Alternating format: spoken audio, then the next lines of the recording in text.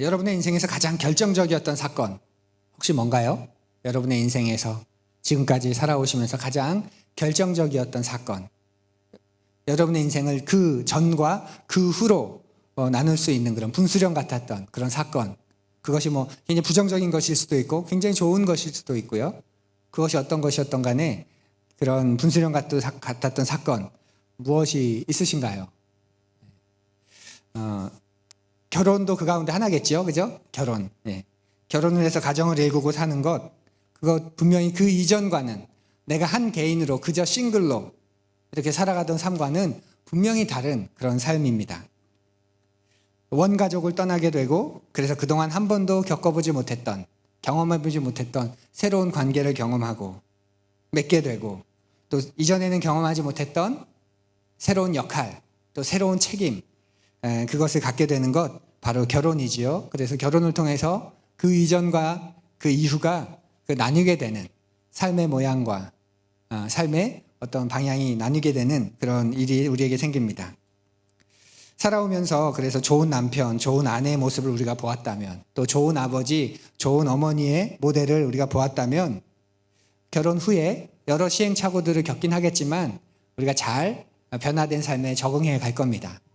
그런데 좋은 남편, 좋은 아내의 모습을 많이 보지 못했고, 또 좋은 부모상도 우리에게 뚜렷하지 않다면, 더군다나 내가 원가족에서 왜곡되고 또 부정적인 그런 아내의 모습, 남편의 모습, 부모의 모습을 가지게 되었다면, 결혼과 동시에 결혼 생활이, 가정 생활이 굉장히 고통스러울 겁니다. 그래서 가정이라는 건, 또 배우자라는 대상은, 가족들은 나에게 이제 행복을 주는 대상이 아니라 어떤 대상이 되죠? 항상 맞서야 되는 그런 대상이 되고, 또 견뎌야 하는 그런 대상이 됩니다. 그래서 다 정리하고 싶고 내가 처음부터 다시 시작하고 싶다. 그래서 이 결혼, 이 가정 빨리 정리하고 싶다. 그런 마음을 품는 사람도 많이 있습니다. 저는 정말 학교에서 가르쳐야 되는 것, 영어나 수학이 아니라 이게 아닐까 싶습니다. 한 아이가 사람의 도리, 남편과 아내의 도리, 그리고 나이대별로 어떻게 살아야 하는지를 가르쳐 주는 것, 이것이 정말 학교에서 가르쳐 주어야 하는 게 아닐까 합니다. 그리고 우리 사회의 어른들이, 기성세대인 우리들이 해야 하는 일이 바로 이 일이 아닐까요? 젊은 친구들이 안전하게 가정을 꾸리도록, 자녀를 낳도록, 직장 생활을 하도록, 다음 세대를 교육하도록, 엄마와 아빠로서의 역할을 잘 할 수 있도록 도와주는 것, 그것이 기성세대인 우리의 가장 중요한 몫이라고 생각합니다. 뉴스를 보면, 또 주변을 보면 온통 경제 이야기만 있지 존재 이야기는 없는 것 같습니다. 그래서 제가 청년 때 대선에서 한 정치인이 저녁이 있는 삶이라는 구호를 들고 정치판에 뛰어들었던 적이 있는데, 저녁이 있는 삶, 그 문구가 참 좋았던 그런 기억도 있습니다. 우리의 주변을 둘러보면 행복한 가정, 어떤 가정은 굉장히 행복해 보이죠. 그런데 반대로 힘겹고 위태하게 이어지는 가정도 꽤 많습니다. 그 부모가 자신이 받았던 상처를 고스란히 자기도 모르게 아이들에게 대물림해주고 있는 그런 가정도 있고, 집안에 장애가 있는 형제가 한 명이라도 있으면 가족 전체가 극도의 긴장과 수고 속에서 살 수밖에 없는 그런 가정도 있습니다. 부모님의 중한 병 때문에 오랫동안 집안 전체가 굉장히 궁핍한, 가난에서 벗어나지 못하는 가정도 있고, 갑작스러운 재난을 만나서 급격하게 가세가 기운 그런 가정도 있습니다. 부모의 사업 실패, 빚 보증 때문에 자식들까지 빚을 떠안게 된 그런 가정도 있고요. 또 자신이 부모에게 받은 폭력과 학대를 자식들에게 서슴지 않고 자기도 피해자라는 명목으로 대물림하는 그런 가정도 있습니다. 분명 그런 삶 살고 싶지 않을 텐데, 그런 삶이 지긋지긋하다고 여기면서 벗어나려고 길을 쓰며 살았을 텐데, 그 굴레를 벗어나지 못하는 그런 안타까운 모습을 보게 되기도 하지요. 그러니 사랑하는 푸른 여러분, 여러분과 제가 교회 안에서 우리의 역할을 잘하는 것 참 중요한 일입니다. 목사로서, 또 직분을 맡으면 직분자로서, 또 인도자로서, 목자로서 우리에게 맡겨진 직분을, 역할을 잘 감당하는 것 굉장히 중요한 일이고 또 쉽지 않은 일입니다. 그런데 부모 역할, 자식 역할, 남편과 아내 역할, 또 형제 자매로서의 역할, 그리고 친족 사이에서 하나의 친족으로서 또 역할, 그것만큼은 그래도 어렵진 않지 않을까 하는 그런 마음과 생각이 있습니다. 동의하십니까? 네. 교회야 어렵고 힘들면 옮겨서 다시 시작할 수 있지 않습니까? 그죠? 예, 여긴 아멘 안 하시는 거예요. 맞아요? 그런데 가정은 어떻습니까? 그렇게 쉽게 달아날 수가 없죠. 쉽게 끝낼 수 있는 게 아닙니다. 어쩌면 내가 죽어야 끝나는 게 가정일지도 모르겠습니다. 여러분이 아무리 좋은 교회 만나고 또 그곳에서 신앙생활을 해도 가정에서 관계를 잘 맺지 못하면 여러분의 신앙 그렇게 잘 자라지 않을 겁니다. 그냥 활동이 많아지는 것일 뿐입니다. 날마다 내가 만나는 사람들하고의 관계가 막혀 있는데 그래서 마음이 불편하고 때로는 죄스럽기까지 한데 어떻게 내가 하나님의 말씀을 마음을 활짝 열고 들을 수 있을까요? 나라는 사람이 근본적으로 새로운 사람으로 진짜 주님의 사람으로 변화되지 않으면 내 환경은 그대로 있는 것일 뿐입니다. 그래서 내가 신앙으로 교회로 잠시 피신하는 것일 뿐입니다. 그냥 현실을 잊는 것이지 근본적으로 문제가 해결되는 게 아닌 경우가 많죠. 사랑하는 푸른 여러분, 여러분이 어떤 조건, 어떤 환경, 또 어떤 부모와 어떤 배우자, 어떤 자녀를 만났건 간에 여러분의 가정은 하나님께서 여러분을 하나님의 사람으로 만들어가는 학교입니다. 여긴 아멘 하시는 겁니다. 여러분이 어떤 가정을 만났건 어떤 배우자를 만났건 어떤 자녀를 만났건 여러분의 가정은 여러분을 하나님의 사람으로 만들어가는 최고의 학교입니다. 그것을 마음에 품고 살아가시길 바랍니다. 그래서 가정이란 여러분의 신앙을 가늠하는 시금석 가운데 하나가 되는 거지요. 그래서 가정을 소홀히 할 수 없는 것입니다. 포기할 수 없는 것입니다. 때로는 정말 신앙생활을 잘하기 위해서 내가 엄청난 인내력을 가지고 결혼 생활을 이어가야 되는 경우가 있습니다. 반대로 내가 정말 신앙생활을 잘하기 위해서 정말 인간답고 사람답게 내가 살기 위해서 서로 살기 위해서 또한 이혼을 선택해야 되는 경우도 있습니다. 이렇게 가정이 중요한 시대인데 이 시대는 가정에는 별 관심이 없는 것 같아요. 그죠? 그저 집에만 관심을 기울입니다. 그래서 홈보다는 뭐가 중요하죠? 하우스가 더 중요합니다. 좋은 집만 가지면 아파트값만 올라가면 저절로 행복감도 올라가고 행복지수도 올라가고 또 행복해질 것이다 라는 거짓 환상을 심어줍니다. 그래서 편안하고 좋은 집을 갖게 해주는 돈을 진짜 좋은 가정이 되도록 도우시는 구주 예수님보다 더 중요하게 생각하게 만들지요. 우리 시대의 비극이고 우리에게도 마찬가지입니다. 목회를 하다 보니 조금씩 선명하게 제가 알게 되는 게 있습니다. 그 가운데 하나가 내가 바라는 교회, 제가 바라는 교회입니다. 이전에는 제가 바라는 교회는 어떤 교회였냐면 어떤 선언적인 교회였어요. 이전에 제가 바라는 교회는 주님이 주인인 교회, 하나님이 하나님 되시는 교회, 말씀이 살아있는 교회, 성령의 은혜를 일상에서 누리는 교회, 녹색의 신앙을 가진 교회, 사람이 교회인 교회. 제가 바라는 교회는 그런 어떤 선언들이었습니다. 그런데 이제는 점점 그게 선명해져 가고 있습니다. 그래서 그 가운데 하나만이라도 그것을 이루는 수많은 모습들 가운데 구체적인 모습들 가운데 하나만이라도 이루는 교회가 되어가고 싶다라고 기도합니다. 제가 지금보다 조금 카리스마를 더 강하게 이렇게 확 하면 어떤 일이 생길까요? 제가 지금 엄청 꾹꾹 눌러 참고 있는데 카리스마를 좀 더 강하게 떠나는 분이 생기겠죠? 근데 또 어떤 일이 생길까요? 훨씬 더 많은 분들이 몰리지 않을까요? 저기 카리스마 있어. 능력 있는 것 같아. 그러면서 더 많은 사람들이 오지 않을까요? 또 교회 중심으로 살도록 제가 강력하게 권면하고 교회 안에 활동들을 만들어 놓으면 아마 여러분 교회에 대한 소속감도 분명히 더 깊어지실 거고 충성심도 훨씬 더 강해지실 겁니다. 그런데 제가 바라는 교회는 이런 교회입니다. 이 교회를 만나게 되면서 여러분들이 이 교회를 만나게 되면서 저를 만나게 되면서 이제 훨씬 더 좋은 남편으로, 훨씬 더 좋은 아내로, 훨씬 더 좋은 아빠로, 훨씬 더 좋은 엄마로, 훨씬 더 좋은 자식으로 살게 되는 것. 그게 제가 바라는 교회입니다. 모이는 교회 굉장히 중요하죠. 그래서 우리가 이렇게 모이는 것 아닌가요? 그런데 똑같이 이렇게 모였던 우리가 흩어져서 돌아가는, 흩어지는 교회도 참 중요합니다.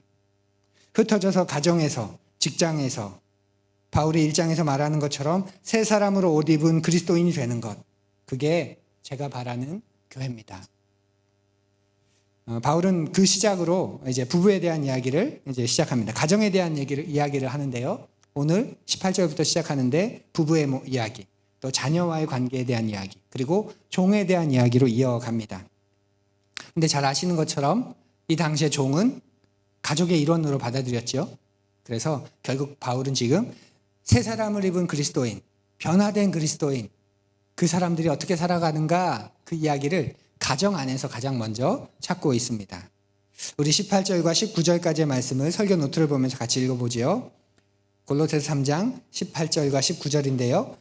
여성 푸르니 분들께서 18절을, 남성 푸르니 분들께서 19절, 우리 그렇게 한 절씩 윤독하지요. 여성분들부터 시작.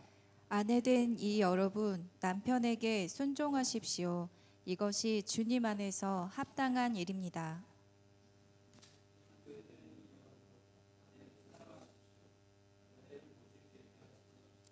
우리 다 함께 한 번 더 읽습니다. 시작.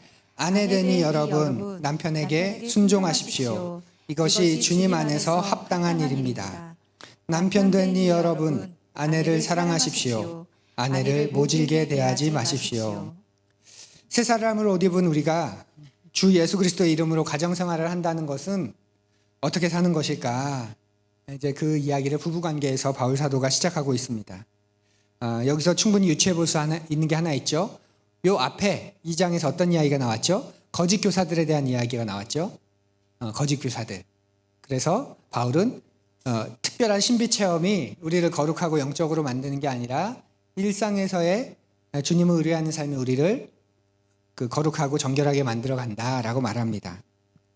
당시 거짓 교사들은 그렇게 보면 가정생활을 굉장히 소홀하게 여겼을 확률이 높습니다.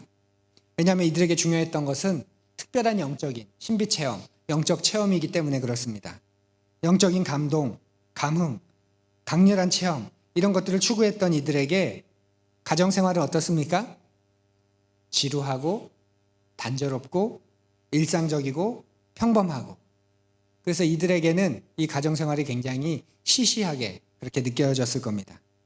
그런데 지금도 그런 경향이 우리에게도 있지 않습니까?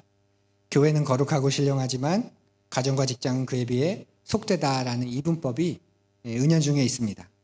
그래서 목회자들 가운데도 가정에 덜 신경 쓰는 목회자들이 많고, 그러는 게 더 주님을 사랑하는 사람처럼 보이고 주님의 상급이 더 크다고 서슴없이 그렇게 말하기도 하죠.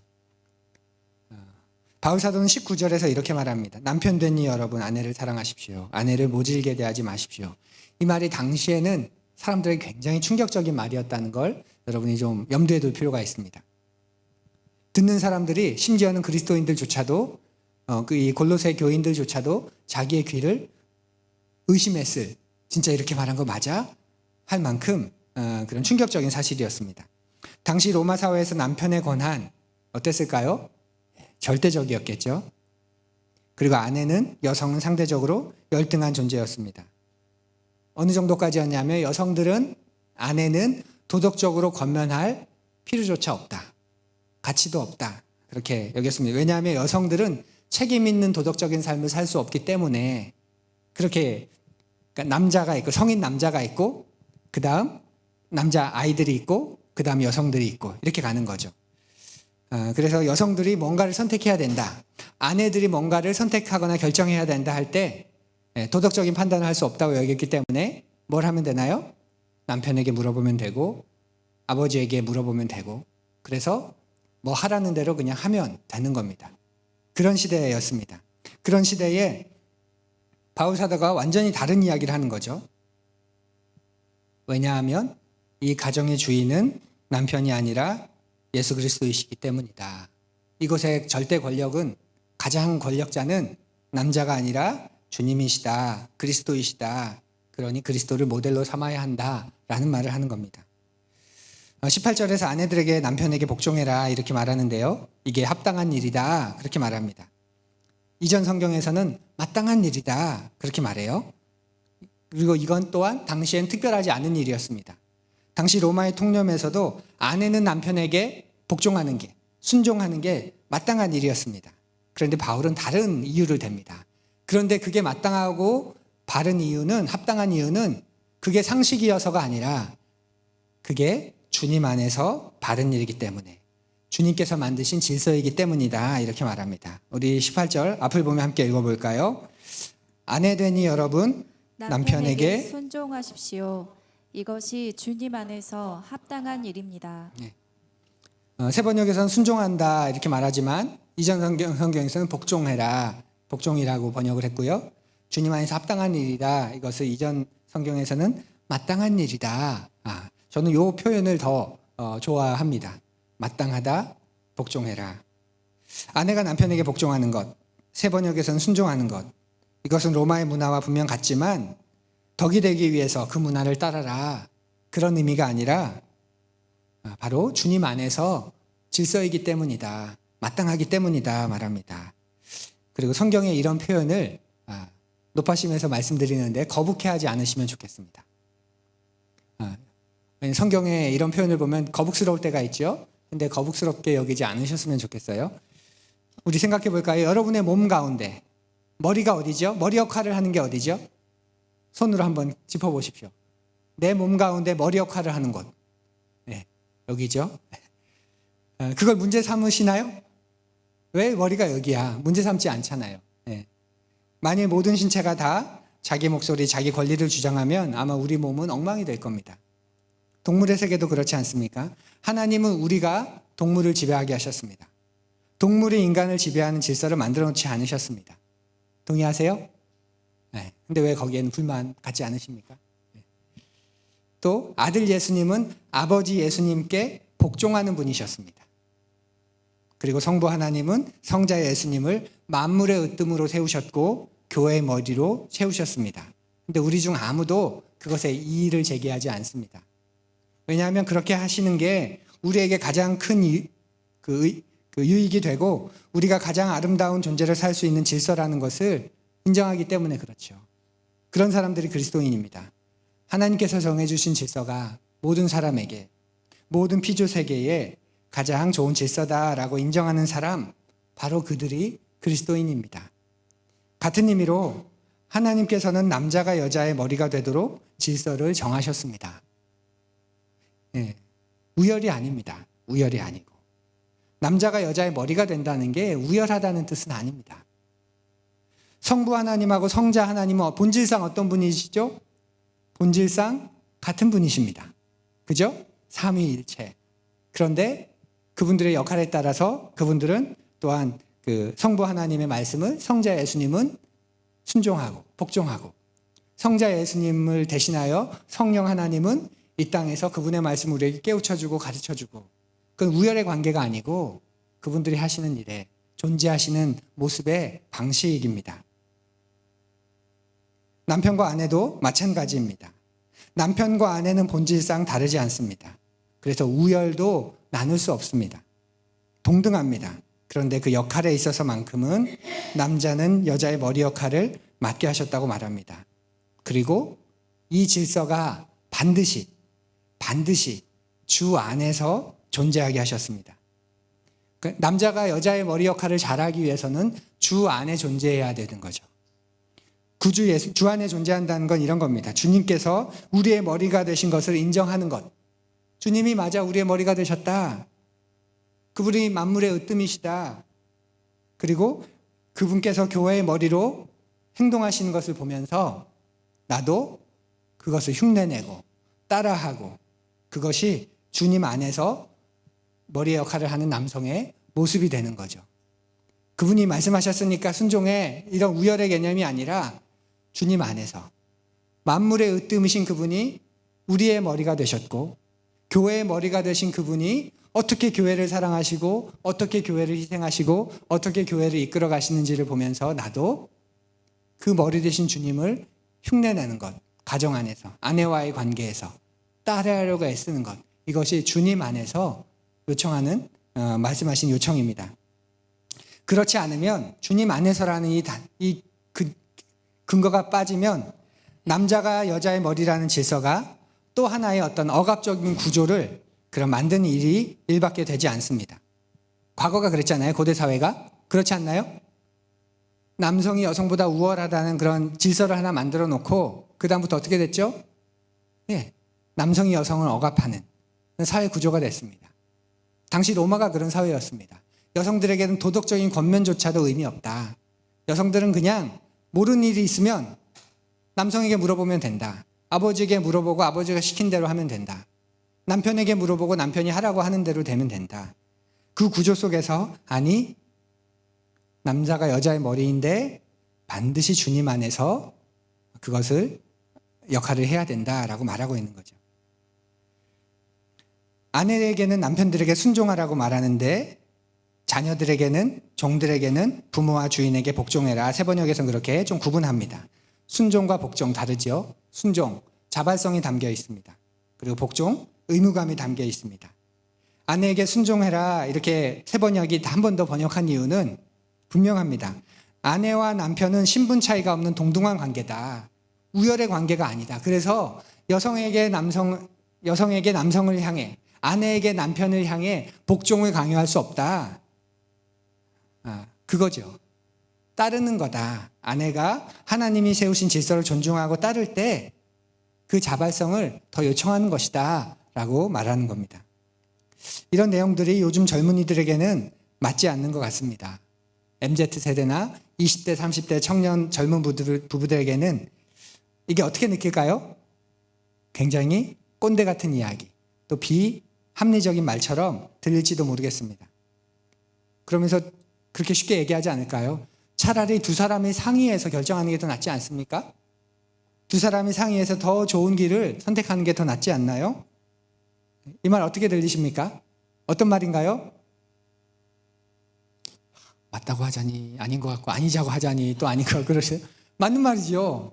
되게 바람직한 말이죠. 두 사람이 상의해서 두 사람이 합심해서 한 마음을 품고 하나 결정하는 건 너무나도 아름다운 말이죠. 그런데 그걸 부정하는 게 아니라 그렇게 해서는 안 되고 남자가 머리니까 남자를 따르라 이런 말이 아니고 두 사람이 상의해서 인격적으로 성숙해 갈 때 두 사람이 상의해서 결정하는 일들은 되게 아름다운 일이 될 겁니다. 그렇죠? 그런데 둘이 상의해서 좋은 선택을 하겠다고 하는데 특별히 MZ세대의 젊은 세대의 이혼율이 기성세대보다 현저히 높은 것 우리가 곰곰이 한번 따져봐야 합니다. 사랑하는 부인 여러분, 가정에서 남편이 머리 역할을 한다는 것을 불편하게 여기지 마십시오. 만일 그 사실이 여전히 불편하게 여러분에게 다가오신다면 동일한 기준으로 다른 곳에도 한번 잣대를 대어보셔야 합니다. 여러분이 속한 단체, 여러분이 일하고 있는 어떤 사업장, 아니면 여러분이 소속되어 있는 어떤 기관, 동호회, 어디라도 좋습니다. 거기 가서도 머리는 필요하지 않아, 리더는 필요하지 않아, 머리 역할은 필요 없어, 다 함께 상의하고 함께해서 하면 돼 라고 말할 수 있어야 합니다. 그리고 실제로 보면 그렇게 잘 굴러가고 운영되는 그런 기관이나 모임들도 굉장히 많습니다. 근데 그건 어느 정도 사람들이 성숙했을 때, 그리고 여러 의견들이 있는데 이걸 결정해도 괜찮고 이걸 결정해도 괜찮고 그럴 때 굉장히 의미 있는 거죠. 성경에 보면 제비뽑기가 나오죠. 오해하시면 안 되는 게 이 제비뽑기는 무수히 많은 것 가운데 뭘 할까 하고 하나를 뽑는 게 아니에요. 12번째 제자를 가룟 유다를 대신해서 제자를 뽑을 때 생각해 보십시오. 후보가 두 사람 올라왔습니다. 이미 예수님 때부터 예수님을 따랐던 제자들과 함께했던 부활 승천하시기 전에 예수님을 따르고 그분을 보았고 지금도 함께하고 있는 후보군이 두 사람이 올라왔습니다. 이 사람이 돼도 상관없는 그 상황에서 제비를 뽑았죠. 상의한다, 뭔가를 협의한다 할 때 그게 되게 중요해요. 안 그러면 다수결의 논리에 의해서 바람직하지 않은 사실이 다수결이란 이유만으로 결정됩니다. 그게 우리가 경험하고 있는 다수결의 횡포 아닙니까? 횡포. 가정 안에서 기본적인 질서에 대해서 바울은 우리에게 간곡하게 요청하고 있습니다. 사랑하는 푸른 여러분, 많은 경우 존중받는 어떤 권위를 가지고 있는 존재가 있다면, 머리 역할을 하고 있는 어떤 존재가 있다면 그의 결정을 따라주는 것이 질서를 유지하는 데 있어서 바람직하다. 그 사실을 거북스러워하지 마시고 인정하시면 좋겠습니다. 그러면 또 극단적인 주장을 해요. 그러면 남편들이 유기하고 죄를 짓고 그래도 순종해야 됩니까? 머리니까. 이게 부스고 올라오죠, 여러분도? 근데 아니죠. 그건 같이 살면 안 돼요. 진정한 주인은 남편이 아니라 예수님이기 때문에 그렇습니다. 그런 경우가 아닐 경우, 충분히 반대할 수 있을 때, 그럴 때는 반대하면서도 얼마든지 남편을 머리로 또 존중할 수도 있습니다. 저의 신앙의 스승인 목사님 부부의 일화인데, 목사님과 사모님의 의견이 굉장히 팽팽하게 대립하는 안건이 하나 있었습니다. 사역과 관련된 것으로 제가 기억하는데요. 이게 좁혀지지가 않았어요. 그래서 이야기도 계속하고 우리 기도해보자. 그래서 기도도 하고 그래도 좁혀지지가 않습니다. 그래서 목사님은 목사님대로 화가 나고 사모님은 사모님대로 답답해하고 또 화가 나고 그렇게 굉장히 좁혀지지 않으니까 사모님이 나중에 이렇게 말씀하셨다고 이야기했습니다. 하나님께서 당신에게 주신 권위가 있으니 내가 동의되지는 않지만 당신한테 순종하겠다. 근데 난 동의하지 않는다. 하지만 머리로 세우셨으니 내가 순종하겠다. 그런데 이 일로 문제가 생기면 하나님께서 당신에게 책임을 묻으시기 원한다. 하나님께서 당신을 심판하실 거다. 이렇게 얘기하고 따르셨다고 해요. 그 말을 듣는데 소름이 무섭기도 한데 한편으로는 지금 생각해 보면 권위를 인정해 주면서도 따르면서도 자신이 반대하는 걸 이야기하는 그런 모습을 지금도 되게 용기 있는 모습이시다 그렇게 보게 됩니다. 제가 남자다 보니까 남자들의 그런 심리를 잘 알게 됩니다. 남편이 가장 초라해질 때, 가장 의기소침해질 때가 언제일까요?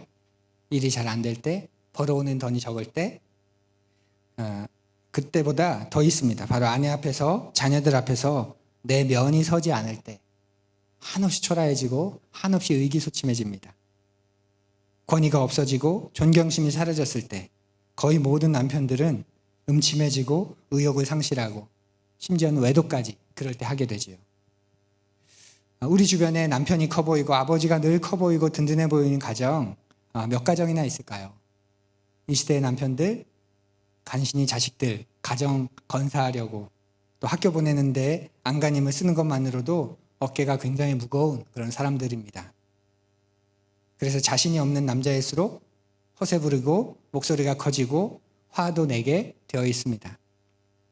그런데 부족함이나 열등감을 들춰내고 직면해야 한다고 그 옆에서 비난하면 더 힘이 빠지겠죠. 사랑하는 여성 푸른이 여러분, 남성에게는 질책보다는 격려가 훨씬 더 효과가 좋다는 것을 기억해 주십시오. 기억해 주세요. 여성 푸른이 여러분, 칭찬해주면 그게 사실이 아닌 줄 알면서도 그 말을 믿으려고 애씁니다. 그리고 그 격려와 칭찬 그대로 되려고 노력합니다. 남편을 깎아내리는 아내처럼 지혜롭지 못한 사람이 없습니다. 즉 잘못한 것까지 두둔하라는 말씀이 절대 아니고 헤집어봐도 도무지 이쁜 구석이 없는데 도무지 마음에 드는 구석이 없는데 연기하라는 것도 아니고 분명히 여러분들이 참아서는 안 되는 상황, 견뎌서는 안 되는 상황 분명히 있을 겁니다. 그럴 땐 저도 그 입장을 지지할 겁니다. 다만 남편들이 머리 노릇을 포기해버리면 어떡할까요? 그 머리 노릇마저 포기해버리면 누구 손해일까요? 남편들이 머리 노릇을 포기하지 않도록 그 노릇을 그리스도 안에서 해나갈 수 있도록 격려해주고 지지해주는 게 더 중요한 일이 아닐까요? 그런데 그것은 사람의 힘으로 하기는 어렵죠. 그래서 바울이 바로 이 앞부분에서 그렇게 말했잖아요. 3가지. 그리스도의 평화가 여러분의 마음에 지배하도록 하십시오. 그리스도의 말씀이 여러분 안에 풍성히 거하게 하십시오. 말이든 행동이든 뭘 하든 하나님 아버지께 감사를 드리십시오. 우리가 그 삶을 살 때 남편 되니 여러분, 아내 됐니 여러분 하면서 이 어려운 계명을, 이 불가능해 보이는 이 가르침을 해나갈 수 있게 되는 것이죠. 그러면서 남편들에게도 권면합니다. 19절 우리 같이 읽습니다. 남편 됐니 여러분 아내를 사랑하십시오. 아내를 모질게 대하지 마십시오.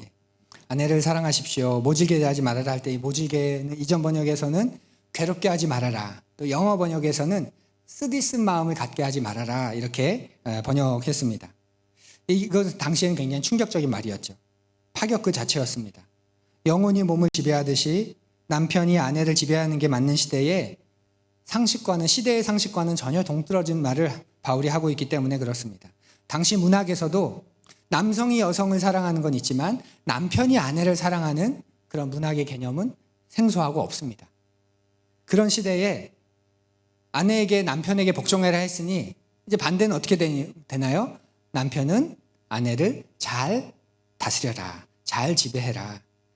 근데 세상 사람처럼, 주님 없는 사람처럼 지배하지 말고 좀 자유롭게, 좀 온유하게 지배해라. 그 정도로 말했을 것 같은데 완전히 파격적인 말을, 전혀 다른 말을 합니다. 전혀 다른 머리의 역할을 합니다. 남편이 하는 머리의 역할은 그게 아니다라는 거죠. 책임을 다하는 사랑, 그게 머리인 너의 역할이다 이 말입니다. 아내를 인도해야 된다, 보호해야 된다, 부양해야 한다, 그 감정마저도 지켜주는 사람이 되어야 한다. 이것이 아내를 사랑해라. 네가 그리스도를 따르는 머리로서의 역할이다 라고 말합니다. 에베소서에서는 이 말을 아주 자세하게 풀었습니다. 에베소서와 골로새서가 거의 같은 책이라고 말씀드렸죠, 서두에. 에베소서에서는 이 말을 이렇게 풀었습니다. 한번 읽어볼까요? 시작. 들아 아내 사랑하기를 그리스도께서 교회를 사랑하시고 그 교회를 위하여 자신을 주심같이 하라. 굉장히 무시무시한 사랑 아닙니까? 아내가 남편에게 복종하는 것, 아내가 남편에게 복종하는 것, 여성분이 여러분 쉽나요? 어렵나요? 쉽다, 껌이다. 어렵지요. 감정적으로 어렵고 정서적으로 어렵고 또 여러 가지 면에서 어렵습니다. 근데 마찬가지로 남편이 아내를 사랑하는 것, 이 또한 굉장히 어려운 일입니다. 거기에는 왜냐하면 수준이 있고 기준이 있기 때문에 그래요. 수준과 기준. 그냥 잘해라가 아니라 아내들한테는 순종해라, 순종하려고 노력해라 이런 분위기였다면 남편들에게는 사랑해라인데 그냥 사랑해라가 아니라 사랑하려고 애써라가 아니라 기준이 있다. 근데 그 기준도 굉장히 높은 기준이 되는 거죠. 오늘 설교 제목이 그래서 굉장히 깁니다. 주보에는 제가 확 줄였지만 지면상 한번 여쭤볼까요? 대답해 보십시오. 존경스럽지 않은 남편에게 복종하는 것하고 사랑스럽지 아내를 위해 희생하는 것하고 뭐가 더 어려울까요? 자, 존경스럽지 않은 남편에게 복종하는 게 더 어렵다. 사랑스럽지 아내를 위해 희생하는 게 더 어렵다. 뭐가 더 어려울까요?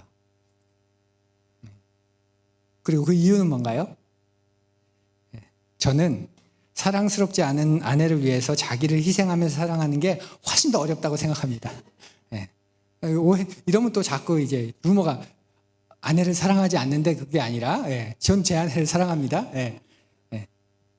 왜냐하면 아내의 경우는 남편에게 복종해야 하지만 만일 복종해야 되는데 만일 남편이 주님을 거스르거나 남편이 잘못하거나 그러면 복종해야 돼요? 안 해도 돼요? 복종해야 돼요? 안 해도 돼요? 안 해도 됩니다. 주 안에서 복종하라고 하셨기 때문에. 그런데 남편의 경우 생각해 볼까요? 아내가 잘못하면, 아내가 주님을 거스르면 그러면 이제 사랑하지 않아도 되나요? 아니면 안 되나요? 안 되죠? 안 되는 거 아닌가요? 네. 오히려 어때? 더 큰 사랑으로 기다려줘야 되고 더 큰 사랑으로 보살펴야 되고 더 큰 사랑으로 보호해줘야 되고 더 큰 사랑으로 지켜줘야 되는 것 아닙니까? 그게 주님을 떠난 우리를 사랑하신 주님의 방식 아닙니까? 등 돌렸을 때도 주님이 없다 외칠 때도 주님으로부터 한참 멀어졌을 때도 여전히 더 사랑해 주시고 기독교 영성가의 표현처럼 천국의 사냥개가 돼서 끝까지 추적해 오신 그 사랑 아닌가요? 그렇기에 머리로서의 사랑이 저는 훨씬 더 어렵다고 생각합니다. 성령님의 도우심이 없으면 불가능한 거죠. 그러면서 아내를 모질게 대하지 말아라 이렇게 말해요. 괴롭게 하지 말아라. 쓰디쓴 마음을 갖게 하지 말아라. 남편에게 요청하는 게 뭐냐면 아내에게 고통을 주는 존재가 되지 말라는 뜻이죠. 악한 감정을 뿜어내고 분노를 뿜어내고 가혹하게 대하는 그런 존재가 되지 말라라는 겁니다. 근데 남편이 언제 그런 사람이 되는 줄 아십니까? 가정에서 머리로 인정받지 못할 때, 존경을 받지 못하면 남편들은 분노가 생깁니다. 분명히 내 탓인 거 아는데, 내 잘못인 거 아는데도 내가 존중받지 못하면 분노가 생깁니다. 그래서 모질게 대합니다. 결국은 후회할 걸 알면서도 참지 못하고 또 그 일을 행합니다. 그러면서 얼마 남지 않은 자존감과 존경심마저도 집안에서 자식들한테, 아내한테 다 까먹어 버리죠. 지지 않으려고 말싸움하고 자식들에게 화를 내고 권위를 내세우고, 그러면서도 이미 내가 아내와 자식들에게 지고 있다는 걸 압니다. 그래서 더 비참해지고 더 초라해지고 그 자신에게 더 화가 나고, 그래서 더 가라앉고 더 숨어들고 소통을 더 거부하고 더 이상 아무런 이야기도 하지 않으려고 하고, 그렇게 약한 존재 바로 남편이고 남자들입니다. 그래서 남편들에게도 요청되는 거죠. 머리로서의 권위를 주셨으니 이제 새 사람은 옷 입고 살아가기 위해서 내가 머리로서의 역할을 훈련해 나가야 하는 거죠. 알을 깨고 나오는 훈련을 우리가 해야 하는 겁니다. 아내에게 용서도 구하고 자식들에게는 변하려고 노력도 하고, 부끄러워할 필요 없이 상담도 받아야 할 경우가 생긴다면 상담도 받고, 우리가 감기가 걸리면 내과를 가고 가정의학과를 가고 하는데, 멍이 들거나 뭐가 골절이 생기면 정형외과를 가는데, 우리의 마음이 아프고 마음에 내 안에 내적인 힘이 없을 때 도움을 받으러 가는 건 이상하게 여길 필요가 없죠. 부끄러워할 필요 없이 그런 부분도 받고, 또 관계를 맺는 기술도 배워야 하고, 자신의 말에 책임지는 사람이 되려고 노력하는 것, 이것이 머리로서의 권위를 받은 남성들이 해야 하는 훈련입니다. 그래야 그리스도인다워지는 것이지요. 그럴 때 그리스도인다운 가정이 생겨나게 되고, 그리스도인다운 부모, 그리스도인다운 남편이 되어가게 됩니다. 사랑하는 프리인 여러분, 아내는 남편에게 순종하면서 그리스도를 닮아가고 남편은 아내를 사랑하면서 그리스도를 닮아갑니다. 좀 너무 멋있는 말이라 생각했는데 따라해 볼까요? 아내는 남편에게 순종하면서 그리스도를 닮아가고 남편은 아내를 사랑하면서 그리스도를 닮아간다. 이것이 새 사람을 옷 입은 그리스도인의 모습입니다. 그리고 그 신앙 여정입니다. 그러니 내 남편을, 내 아내를 하나님 앞에서 거룩한 사람으로, 영광스러운 사람으로 되게 하는 것, 그거를 우리가 목표로 삼으면 좋겠습니다. 이 땅으로 나를 보내신 그 소명, 그 가운데 그 가치 있고 결코 포기할 수 없는 놀라운 소명 가운데 하나는 내가 내 남편을, 내 아내를 하나님 앞에서 거룩한 사람, 영광스러운 사람이 되게 하는 것, 그 일을 같이 걸어가는 것, 그것이다. 그럴 때 결혼의 참 목적이 분명히 이루어질 겁니다. 부부관계를 보여주는 좋은 시가 한 편이 있어서 소개하는데요. 작년 추석 주간에 제가 주보에 실었던 시입니다. 한민복 시인의 부부라는 시입니다. 우리가 따로 설명할 필요가 없이 부부관계에 대해서 아주 잘 설명해 주는 그런 시입니다. 여러분의 남편을 생각하면서, 아내를 생각하면서 한번 눈으로 따라 읽어보시면 좋겠습니다. 부부 한민복. 긴 상이 있다. 한아름에 잡히지 않아 같이 들어야 한다. 좁은 문이 나타나면 한 사람은 등을 앞으로 하고 걸어야 한다. 뒤로 걷는 사람은 앞으로 걷는 사람을 읽으며 걸음을 옮겨야 한다. 잠시 허리를 펴거나 굽힐 때 서로 높이를 조절해야 한다. 다 온 것 같다고 먼저 탕하고 상을 내려놓아서도 안 된다. 걸음의 속도도 맞추어야 한다. 한 발 또 한 발. 아마 명절에 친척집에 가서 친척들이 먹을 그 만찬, 그 상, 그 긴 상을 차리면서 들고 가는 모습을 보면서 시인이 부부를 떠올린 것 같습니다. 부부가 어떤 존재인지 한번 눈으로 읽으시면서 나와 내 배우자를 떠올려 보시겠어요? 긴 상을 같이 들고 있는 한편에 또 한편에 남편이 등을 돌려 있을 수도 있고 내가 등을 돌려 있을 수도 있고, 그래서 등을 돌린 사람은 앞을 보면 걷는 사람의 말을 들어주고 그 사람을 읽어야 하죠. 잠시 쉴 때조차도 서로 높이를 조절해야 하고, 다 됐다고 탕 하고 내가 먼저 내려놓아서는 안 되고, 한 걸음 한 걸음 걸음의 속도도 맞추어야 하고, 바울 사도가 말하는 오늘 18절과 19절에서 남편 된 이들아 또 아내 된 이 여러분 하면서 말하는 모습이 바로 이런 모습 아닐까요? 남편을, 아내를 사랑할 것, 또 남편을 존중할 것, 그리고 머리로 인정해 줄 것, 순종하고 복종해 줄 것, 이 모습인 것 같습니다. 남편이 가정의 머리다, 우리의 머리이다, 그리스도 안에서 그 머리 역할을 할 수 있도록 도와줘야 한다, 그 말을 거북스럽게 여기지 않으면 좋겠습니다. 남편들도 우리는 기준이 있는 사람들입니다. 기준, 그냥이 아니라 애쓰고 잘이 아니라 최선이 아니라 기준, 그분을 따라가기 위해서, 그분처럼 하기 위해서, 그럴 때 질서가 더욱 질서다워지고 아름다워지는 그 놀라운 일을, 그 어마어마한 일을 우리에게 주셨습니다. 우리가 그 마음을 놓치지 않고 잃지 않았으면 좋겠습니다. 사랑하는 부른 여러분, 여러분이 결혼 생활을 시작한 지가 얼마 되었든지 간에 마지막에 남는 것 결국 사람이고 사랑입니다. 돈도 아니고 집도 아니고 차도 아니지요. 지금 내가 같이 살고 있는 이 사람이 아니었다면, 다른 사람이었다면 지금 조금 더 행복해졌을까요? 네, 한 번쯤 상상해 보시죠. 네, 저만 상상해 본 거 아니죠?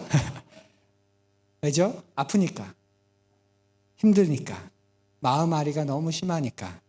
그런데 그 아픔 없이, 그 자기 부정 없이, 그 희생과 오래 참음이 없이 저절로 이루어지는 사랑, 행복 없습니다. 주님이, 하나님이 우리를 사랑하신 방식입니다. 아픔 가운데 우리를 사랑해 주셨고, 그분을 스스로를 부인하시면서 우리를 사랑해 주셨고, 희생과 오래 참음으로 우리를 사랑해 주셨습니다. 그러니 부부관계 속에서 주님의 질서가 우리를 살리도록, 복되게 하는 질서의 힘을 누리도록 머리를 존중하고 순종하는 아내, 아내를 사랑하고 배려하는 남편이 되도록 애쓰고 기도하는 푸른이가 되어주시길 바랍니다. 그게 제가 바라는 교회이고 우리가 이루어가야 하는 교회라는 마음입니다. 우리 함께 거듭의 기도 드리겠습니다.